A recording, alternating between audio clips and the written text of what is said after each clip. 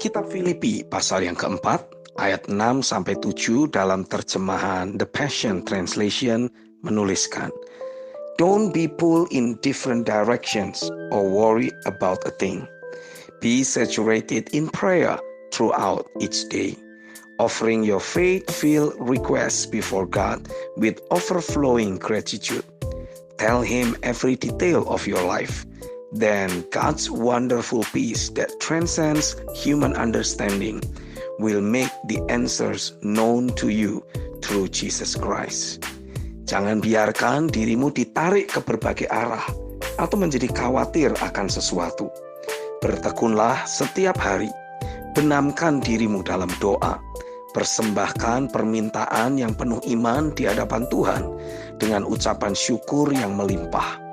Beritahukan kepadanya setiap detail hidupmu, maka damai sejahtera Allah yang luar biasa, yang melampaui pemahaman manusia, akan membuat jawaban doa itu engkau ketahui melalui Yesus Kristus. Ayat di atas menegaskan, jangan biarkan hidup kita ditarik ke berbagai arah oleh karena kekhawatiran. Tapi bertekunlah dalam doa. Naikkanlah permohonan doa kita dengan penuh iman dan ucapan syukur yang melimpah. Beritahukan kepada Tuhan setiap detail kondisi yang kita hadapi. Tetapi sekali lagi, bukan oleh karena kekhawatiran, namun dengan perkataan iman dan ucapan syukur. Sehingga damai sejahtera dari Tuhan yang melampaui segala akal akan memenuhi batin kita. Dan kita akan mengetahui atau menerima setiap jawaban doa yang diberikan Bapa melalui Tuhan kita, Yesus Kristus, Sang Imam Besar Agung. Ibrani 4 ayat 15-16. Dalam Matius 6 ayat yang ke-8 dituliskan, "Jadi janganlah kamu seperti mereka, karena Bapamu mengetahui apa yang kamu perlukan sebelum kamu minta kepadanya." Janganlah kita jadi seperti orang-orang yang suka bertele-tele atau berulang-ulang dalam berdoa. Sebab prinsip kebenaran menegaskan bahwa Bapa Surgawi sudah mengetahui segala yang kita perlukan, bahkan sebelum kita minta kepadanya. Dia sanggup mengadakannya bagi kita hingga berkelimpahan. Sehingga atas dasar pemahaman akan firman ini, harusnya cara kita berdoa adalah dengan penuh iman dan ucapan syukur. Sebagai contoh, ketika kita sedang menghadapi masalah keuangan, katakanlah kita harus membayar kewajiban yang sudah mau jatuh tempo, tapi dananya belum tersedia pada saat ini. Maka pada saat kita berdoa, sampaikanlah permohonan doa kita secara detail di hadapan Tuhan.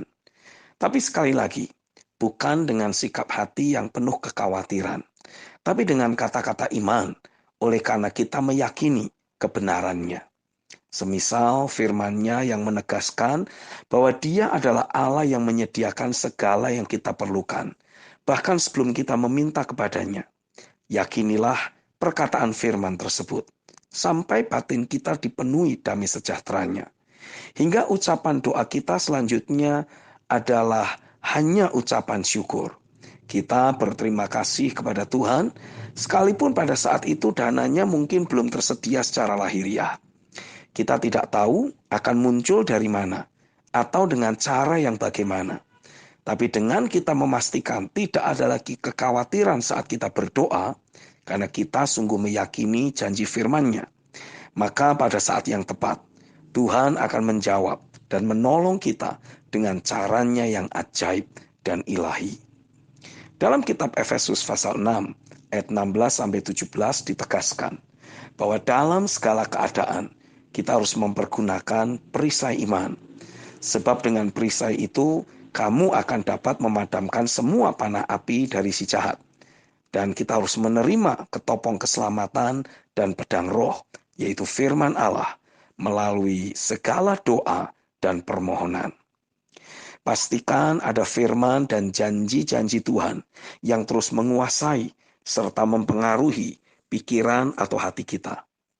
Inilah yang akan menjadi perisai iman kita dalam menangkal segala serangan panah api si jahat. Sekaligus akan menjadi ketopong keselamatan yang melindungi pikiran kita dari berbagai pemikiran negatif. Pakailah firman sebagai pedang roh untuk menyerang balik segala pekerjaan musuh, sampai kita memastikan musuh ditaklukkan. Jadi jangan pernah lagi berdoa dengan penuh kefrustrasian ataupun keputusasaan oleh karena kekhawatiran dan ketakutan. Tapi berdoalah sambil menginspirasi dan menguatkan diri kita sendiri.